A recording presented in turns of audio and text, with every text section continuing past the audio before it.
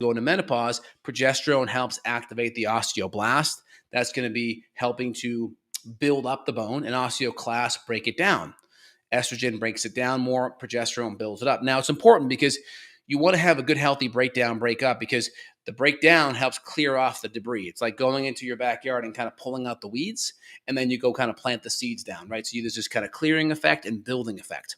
And of course, good lifting, good resistance training is going to be helpful, because that's going to cause that piezoelectric effect that causes that stimulation for that calcium to go in and adhere to that bone. So we need good stimulation, good lifting. You can start off with bands. You can then do cables are really good. I recommend starting out, just do some good functional push pull, bend movement, lunge movements. Try to find a weight. You can do body weight out of the gates. Try to find a weight you can do 10 to 15 reps with good form. And if you're in doubt, get a good trainer out of the gate to make sure that you're doing really good form. So we talked about female hormones. Now, you could all say the same thing about testosterone in men too. So low DHEA, low testosterone, that could be a problem. Cortisol, lots of chronic stress. You're going to see high levels of cortisol. Cortisol is very catabolic. So high levels can also cause anxiety and mood issues, that kind of jitteriness, but it can also be very catabolic and cause a breakdown of either muscle tissue and or joint or bone tissue.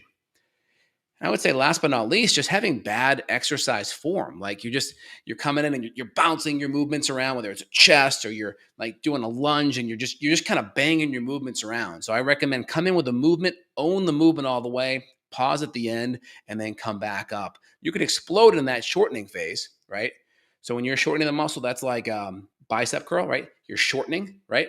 Origin insertion, get closer, shortening, and then slower on the eccentric. Most movements tend to cause injury on the eccentric when you're elongating. That's like going into a squat and bouncing at the bottom, or bouncing on the deadlift, or on a bench press, coming down and bouncing, right? So usually if you go really slow on that eccentric, good 4 seconds, pause, and then explode on the concentric when you shorten, that's usually a better way to protect your muscles. And if you're on the fence, you can just go slow all the way around. That's great too.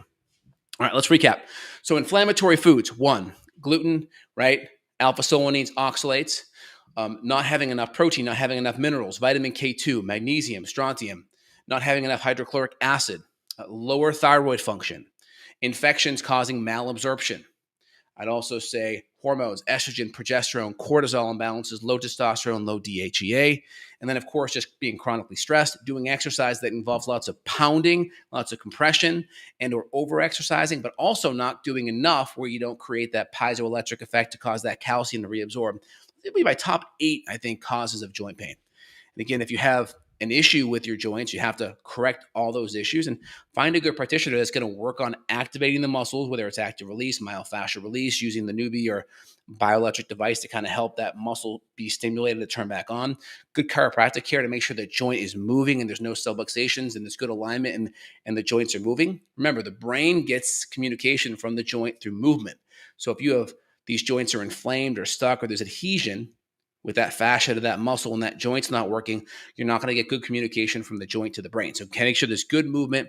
That's very important. And whether it's a good massage or good chiropractic adjustment, that will be very helpful out of the gates. All right, guys, Dr. J here. If you enjoyed today's video, let me know. Put your comments down below. Let me know what's worked for you.